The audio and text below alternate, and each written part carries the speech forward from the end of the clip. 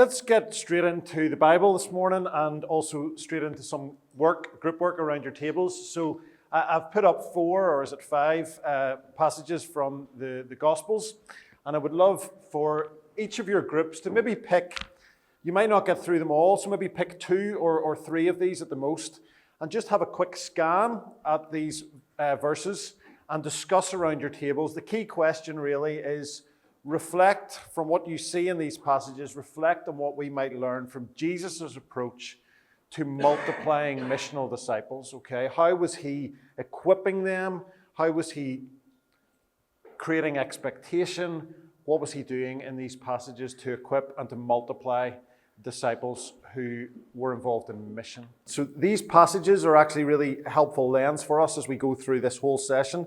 So you might want to refer back to them, and I might too as we go through. But let me talk a little bit about how I was developed as a leader, even as a very young and immature disciple. So I became a Christian at the age of 15. Really mainly through the influence, the influence of my parents were huge in creating a formation for me, a spiritual foundation and formation. But actually it was the spark of a local youth group that really drew me into the things of the church and things of faith. But within about 6 months of becoming a Christian, I got invited to be part of a small committee or group who helped to lead that youth group, okay? And it included a handful of young people my age, and also there was an older leader and an older couple, okay, 3 other people. And we were invited around to that couple's house for a meal, and then afterwards we were invited to share our ideas for the youth group. We were encouraged to be open. We were told that no idea was stupid. There were many stupid ideas, but we were told, just share your ideas. And then we were given roles and responsibilities, and I was asked to lead worship. I had never led worship in my life, but I just started learning the guitar, so hey. And there was no one else, literally. But I was given a responsibility, and I took that responsibility seriously, and it began to, I began to listen to songs, and I began to worship God in my own room. And actually it formed something in me. There was something about being given the responsibility that actually helped me to step into it, if that makes sense, and go on a journey of discipleship. But it was in this environment, what I want to, I suppose, really emphasize is we had this amazing environment, an environment where there was food and fun and fellowship, friendship, lots of F's. But also there was a challenge and a sense of responsibility. You are here for a purpose. We want you to help. We want you to contribute. We want you to participate. We want you to lead. We want you to shape this as well. Now think of that story as Jesus invites his disciples, okay? From the very start, he is obviously inviting them and welcoming them into a community, into an environment of learning, of fellowship, of being part of a tribe, a group. Come follow me, come spend time with me. Mark 3, come and be with me. He appointed them that they might be with him. And there was an amazing, I'll use this word, invitation, okay? Invitation of Jesus. And we were thinking about that, Jonathan, you were helping us with that, that actually discipleship begins with an invitation to something. Our Bulgarian friend isn't here at the minute, I don't see, but he was saying something really interesting, I thought, in a round circle, every circle is round, but in our circle time on Sunday evening, and he said that in Bulgaria, they don't really say, I am discipling you, okay? It would scare people away. It's not really the way that culture operates. I have to say, in Ireland, it's similar to that. I don't think I've ever told people or said to someone, would you like me to disciple you, okay? In Ireland, they would just look at you. We do things a lot shoulder to shoulder rather than face to face in Ireland. And we're a relational people, okay? And so what have I done? Well, I've simply invited people. So there's a couple of younger couples in our church, and my wife and I have invited them to come for meals, to come and spend time with our family, to come and help us with our kids, and give them responsibility straight away. Come. It's like Jesus' invitation. Come to our house and you can look after our kids. But we've invited them in and around our lives, and generally, they seem to have appreciated that, and we've tried to, in my view, we are trying to develop a discipleship or a mentoring relationship with them. We're trying to be an influence to them, but I don't think I've ever told them. And one of the young guys in that couple, whenever he was thinking about getting engaged or asking his, he's now married, this couple's now married, he was asking me questions. He asked to meet me for lunch to talk about how I did that and how the kind of foundations we set out in our marriage. There are other people in our group who at times I've invited, hey, I've just read this book, and would you like to meet every week for the next few weeks over breakfast and set a time? And would anyone like to come and read this book? It's part of their discipleship. We lead a home group through our church. We've led that for the last 10 years, and we invite people to come, and that's a group for Bible study and fellowship as well. I've never told those people I am discipling you, partly because I'm not the only one discipling them. But as I invite them into a community, actually they will be discipled by one another as well. They will learn from one another. But Jesus starts with an invitation. Come follow me. Come and be with me and learn from me, okay? Jesus was highly invitational, okay? Lots of people wanted to be around his life. We're told in the Gospels that crowds pressed in on him, crowds followed him. He ate with his followers, he walked with them, he talked with them. He allowed people to come close. But Jesus was also highly challenging, okay, as well. So there was a challenge to Jesus' discipleship. He said challenging things to those who came right from the outset. Come follow me. Okay, come follow me and we're going to have a great time. Is that what he said? No, he said, come follow me and I will make you fishers of men. In other words, if you follow me, then you're going to be challenged. You're going to be pushed out of your comfort zone. You're going to be transformed into something. You're going to be involved in my mission. There's a challenge. Jesus challenged his followers. He talked about loving his enemies. It's pretty challenging. He even told one of his followers to get behind me, Satan. Okay, he was challenging to them. He challenged people. He challenged the religious leaders. He challenged his closest followers. And he sent them out on mission. If you read these two passages in Luke's Gospel, he is, after only 9 chapters, he's sending them out without him in pairs, 2 by 2, the 12 and then the 72. And he says, no, you go, you pray for the sick. You greet people in the town. You proclaim the good news of the kingdom of God. He was sending them out. And so there's a challenge.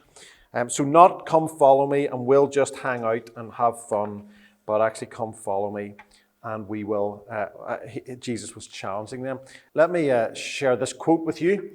It says this about the disciples. The disciples were constantly being sent out from their warm fellowship with Jesus to do specific tasks, always things that Jesus did himself. So just pause for a moment. Jesus could do these things, and yet he asked his disciples to do them. And also Jesus had shown his disciples already how to do these things. They had watched him, they had observed him, and now they were being asked to do the same. It was very intentional.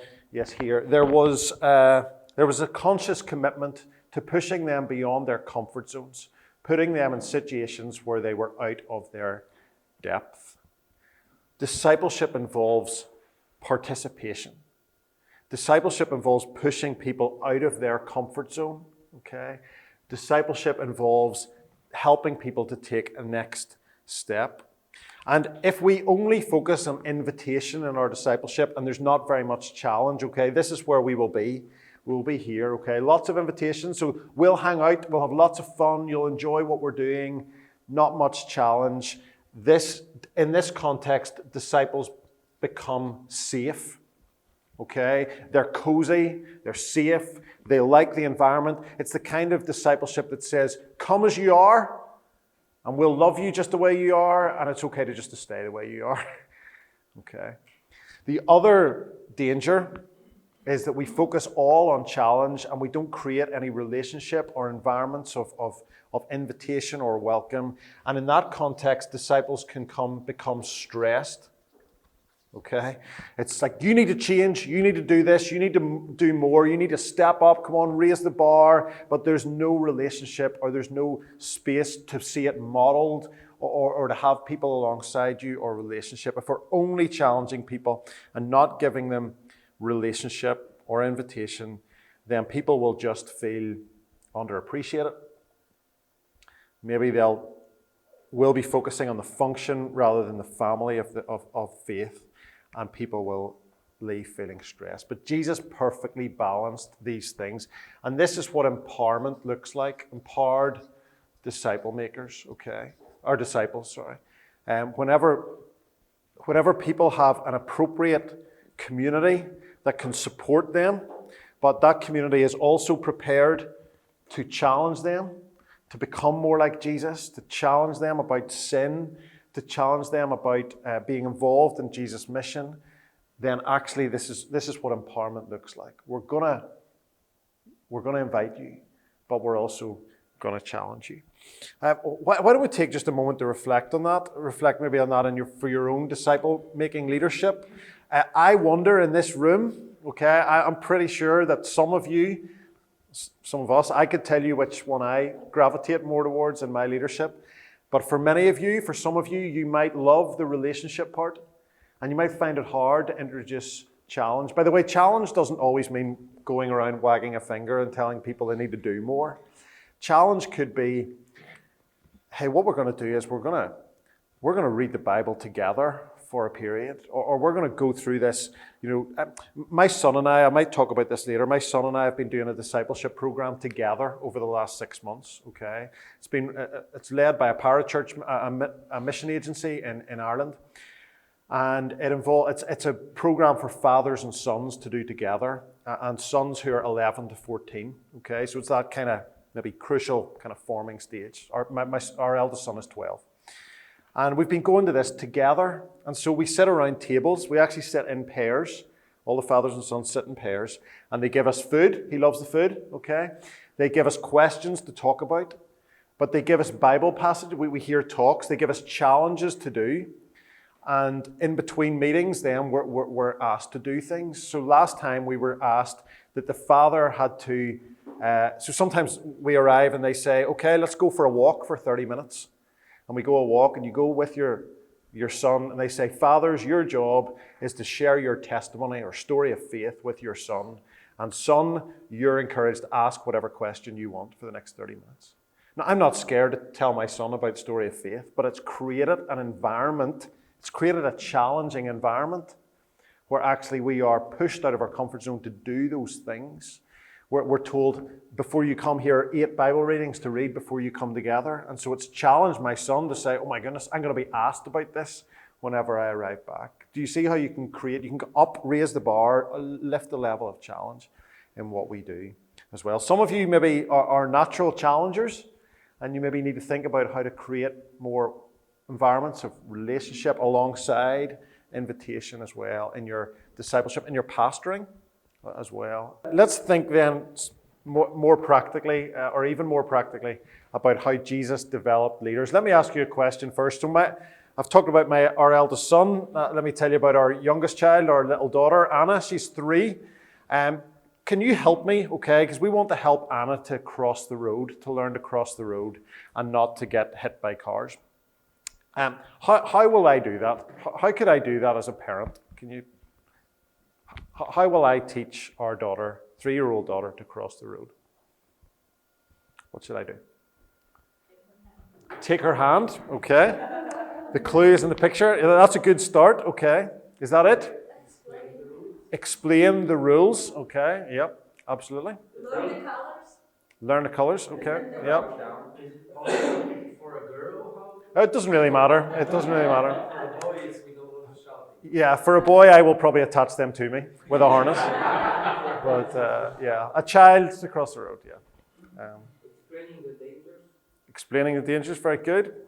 So I'm holding her hand at the side of a road, okay? I'm explaining the dangers, teaching them things.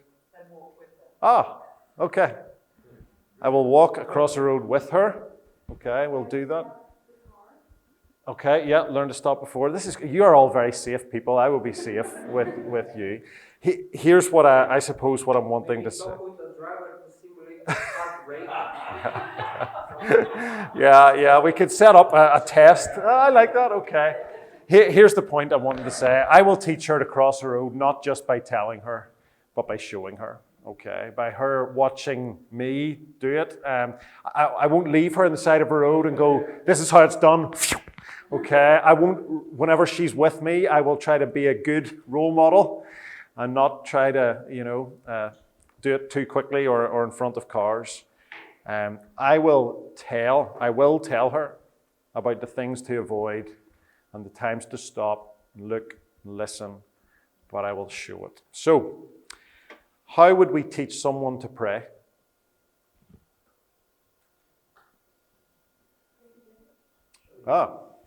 So we could give a really good talk about prayer. We could do a sermon series on prayer. I hope we will in our churches.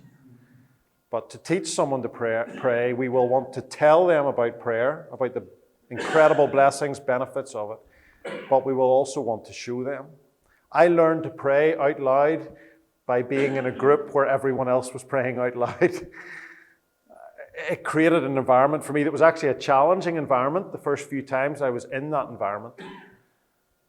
But I was shown. I learned, I watched, I modeled. So how does Jesus teach his disciples to share their faith or to teach people the good news or to make disciples? He shows them as well as tells them. Paul did the same. Okay, actually, I'll give you this quote from Robert Coleman. He says this: "It is good to tell people what we mean, but it is infinitely better to show them." I love this line. People are looking for a demonstration, not an explanation. So as you disciple others, you need to think about how you can bring people alongside you into your life, into your ministry, into your leadership, so that they can do something with you, so that they can actually see you do it. Teaching people what a healthy marriage looks like. They need to see it. Teaching people what it means to share their faith. Before we're asking them or telling them to do it, have they seen you or others share their faith? Prayer. But reading the Bible, do they know how to, or have we just told them that they need to? Okay. Paul did the same in his discipling. He told the Thessalonians that he loved them so much, and because he loved them so much, that they were delighted to share not only the gospel of God, but their lives as well. You see both of those things in the discipleship of Paul. That is discipleship, sharing and showing, speaking, showing. Sharing the gospel, sharing our lives. So how did Jesus do it, with his disciples? I want to give you this. Partly, these kind of diagrams are actually just to help give you things that are memorable and hooks to hang on to. But the first stage of Jesus' discipling or developing of leaders was I do, and you watch. Okay? In the early chapters of Luke particularly, we see Jesus ministering and teaching his disciples. In chapter 5, he calls some to follow him. In chapter 6, he teaches. In chapter 7, he performs miracles. In chapter 8, he speaks in parables, and there's more miracles. And so the first stage of Jesus developing his disciples and into developing leaders is that it's Jesus who's doing it all, but that they get a really close view of him doing it. Okay, so he allows them to come close as he does the miracles, shares the parables, heals the sick, ministers to the crowds. Okay, and through this process, he is preparing his disciples by modeling. Okay, so he's modeling what it looks like. I do, you watch, you come close, see it in action. Okay, I've heard it said before that you should never, if you're a leader, you should never do a leadership task alone. Okay, now there's probably a limit to that. Okay, but it's a good question to consider in your leadership. How can you involve others more as you lead? Are there things that you're doing? So, if you're a director of a mission agency or a Christian organization, is there anyone else, when you go to a meeting, is there anyone else that you could invite to come with you? And they're also sitting around the table and they're learning. Okay. If you're planning an event or a program in your church, you're leading something, can you invite someone else to come in and just to be part of it, to see and for them to model something? In your life, are there things you're doing in your life that would be easy places where you could invite others to simply come and be part of it and watch. But Jesus didn't stay there, okay? He didn't, as we've already seen from those passages earlier, he didn't do all the ministry himself, but he shared and he involved others. So the second stage, okay, is I do, you help. He involved them. He allowed the disciples to do things. One of the most obvious examples is the feeding of the 5,000. Okay, where the disciples come to Jesus with a problem, and what's Jesus' response? His first response isn't to, get a banquet table out. His first response is, you feed them. They say, we can't feed them. With what? We don't have enough money. We can't do that. But he invites them to be involved in the solution of the problem that they have come up with. You help. You get involved. What do? Well, they go out and identify if there's any food in the crowd. They collect 5 loaves of bread, 2 fish, and they're also involved in cleaning up afterwards. Can I say leadership development and discipleship development involves a lot of cleaning up afterwards? Okay, that is good. Teaching servant heart, involving people in things. Sometimes when I go and speak in different churches in Ireland, I sometimes just try to bring someone with me in the car. I might invite someone to come along with me, and they might, I don't really need help that much to do those things. I can go and speak in a church, but I might say, would you pray before I speak? Would you read the Bible? I get the permission from the people who've asked me, of course. Or would you talk to people afterwards? If it's a younger leader, would you go and engage with younger people in the room? I try to help, let them help with things as well. Jesus involved his disciples. Yes, he did the miracle, but he involved them in it. I think it's really helpful to see this as we think about developing leaders. You might do something really, really well, and the person that you might ask might not do it just as well as you. But how are they going to learn? Are you okay with that? Are there some things where you might allow them to help, where if it goes wrong, it's not going to be a disaster? You're still there. You're still doing it mostly. You're still in charge, leading, but you're allowing them to help. But I'll give you an example of this. I was going to mention it. The discipleship program I'm talking about with my son. So they had one of the main themes of the course was a week about compassion. So they were going to learn about compassion. People people have different needs. People have practical needs. And the call of a disciple is to respond compassionately to the needs of the world around us. That was the teaching. So what did they do? Did they just sit us in a room and tell us all about the needs of the room? Did they tell us some statistics? They give us Bible passages, well, yes, about compassion. But they brought us to a food bank. And for one evening, as part of the program, they got all of the fathers and the sons to be involved in packing hampers for people who are in practical need in our community. And my 12-year-old came home buzzing after that. Okay, why? Because he'd been involved in something. As he was packing food, he knew this was going to go to people who needed food, who were in poverty and needed help, and he got involved in it. So he didn't just hear about a food bank, he helped in it. Okay, how can you involve people in a discipleship journey? But the third stage, okay, is, you do, and I do what? Okay, I help. So I haven't disappeared, I'm still around. Okay, the best example of this is those passages in Luke chapter 9 and 10. It's like a hinge point in the Gospel of Luke where a shift happens and Jesus turns the spotlight to the 12 and then the 72 and he says, now it's your turn. Now it's your turn. I'm sending you out. Now, how does Jesus help them? Well, he gives them really clear instructions. This is what I want you to do. Okay, whenever you enter this town, greet the people who are there. Find a person or a home of peace. Pray for the sick. Talking about shaking the dust off their feet if things didn't go so well. But he gave them very clear instructions. And then afterwards, they come back and they have lots of questions.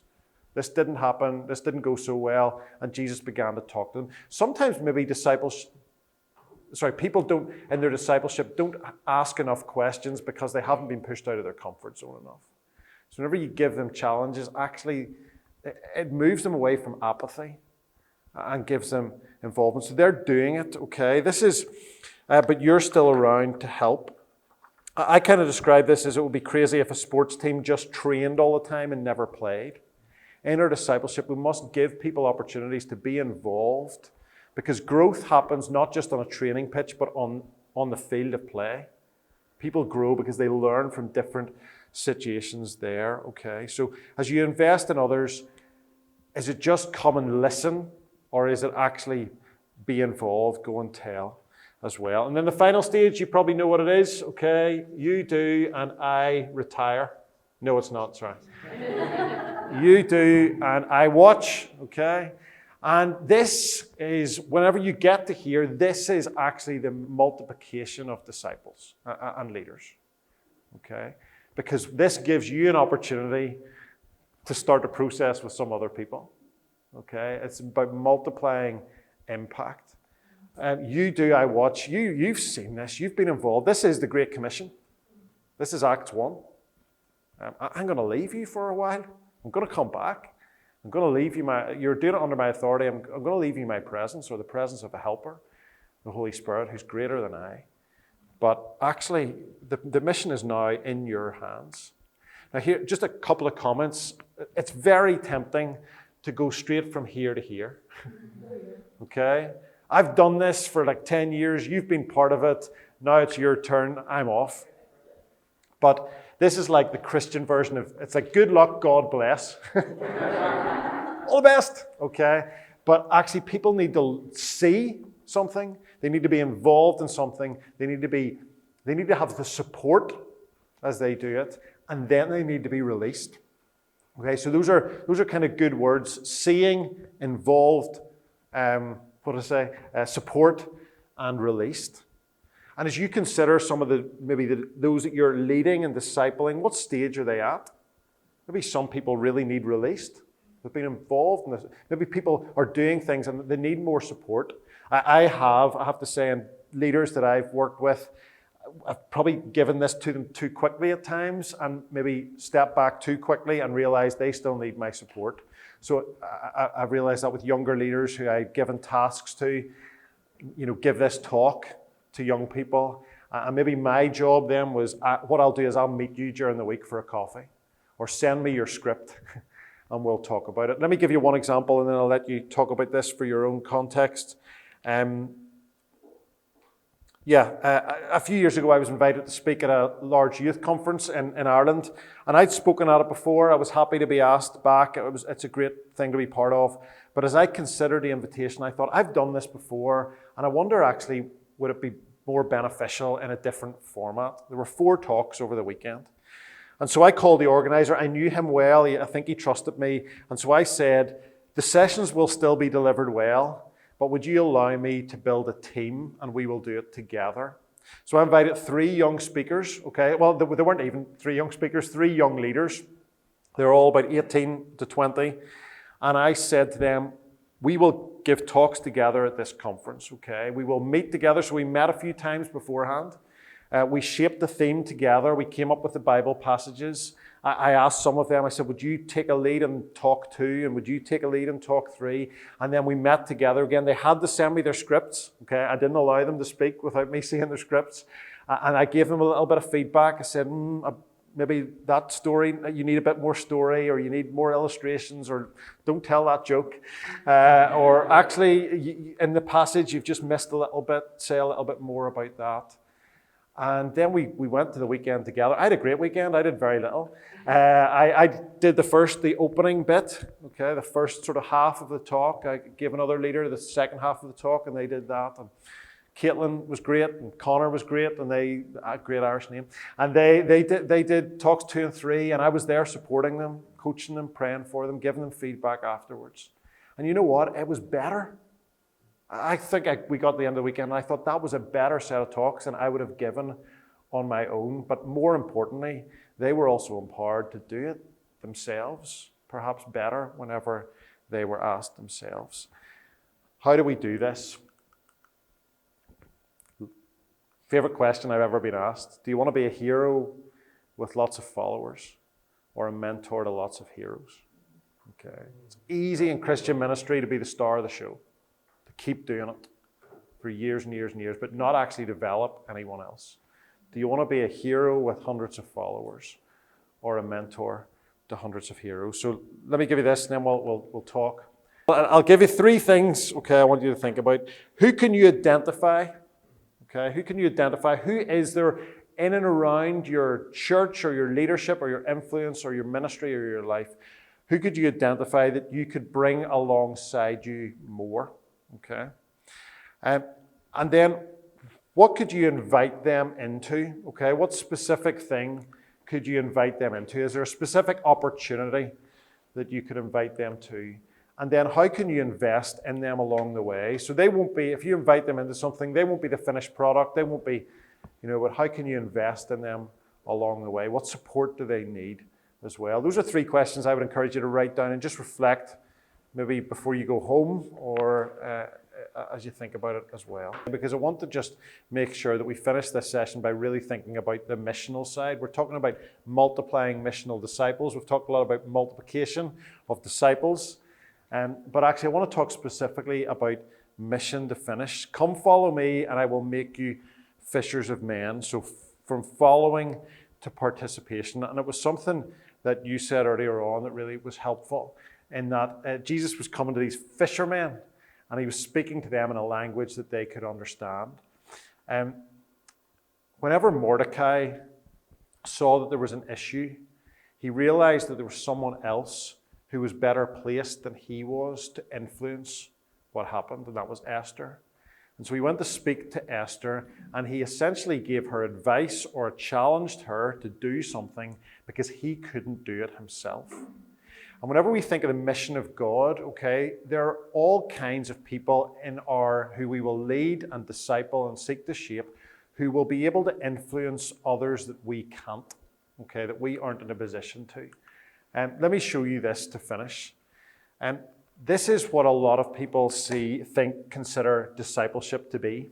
Okay, the red dots, the followers of Jesus, all huddled together in the corner of the world, separate from it, drawn aside, and that's where we do discipleship.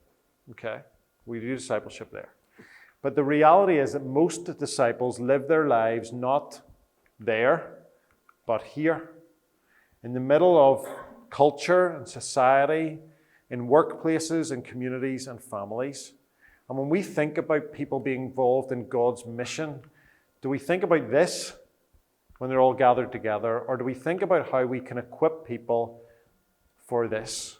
Whenever they're doing their work, whenever they're working for an employer, whenever they're playing sport, whenever they're with friends, whenever they're living in their neighborhood, our question or consideration should be, how are we shaping and equipping people to be followers of Jesus whenever they are here, and not just whenever they are with us in the church? Jesus' ministry wasn't just confined to the religious locations of his day.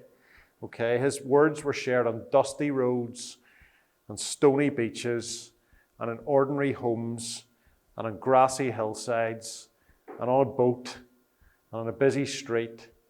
And in all of these locations, Jesus was discipling and shaping other people. And so I know of one pastor who, to spend time with some of his members of his congregation, he goes and he commutes with them in the morning into the city. Now, not all the time. This is like maybe once a month. He might think, I need to see this person. They live a busy life. And so what I'll do is they get a train for half an hour. And he gets up and he joins them in their commute. They chat for half an hour. That person goes to work. He maybe prays for them before they go into their day. But he's involved in helping them. Or he maybe goes to meet them at lunchtime at their place of work so that he can talk about the things that they're doing. I know of another church that did a series of Sunday night courses that were all designed about people's workplace and how they could be effective Christians in the workplace. And they brought an experienced Christian doctor to talk about how they had done that, lived as a Christian in the medical world for a period of time, or a Christian teacher, or a Christian businessman, or a Christian parent, to think about how we are shaping people for their everyday lives. Quote by Leslie Newbegin. It says this: the primary action of the church in the world is the action of its members in their daily work. So as we consider and reflect on thinking about how we multiply missional disciples, we need to think about their primary place of work, or among young people, education. What does this look like in their schools and in their classrooms? How are we equipping people and preparing people?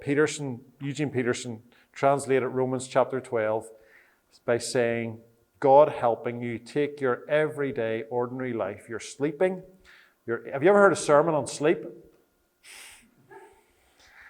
It's just an aside.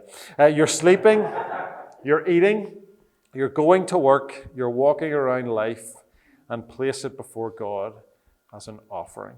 Okay, so how are we equipping our businessmen and bankers and our students and sports people to do that? Listen, if we'd more time, I've talked too much, or maybe I've let you talk too much. I don't know which it is. Both. If we'd time, I was going to get you to think and consider about some kind of fake scenarios of people. We'll maybe have time to do it tomorrow. Actually, we'll see. But about some scenarios of people in their everyday lives where there are these red dots, and how our disciple making can help to equip them for it. But it's my fault. We've run out of time slightly, so we'll maybe come back to it tomorrow or in due course. But that's something worth thinking about as well.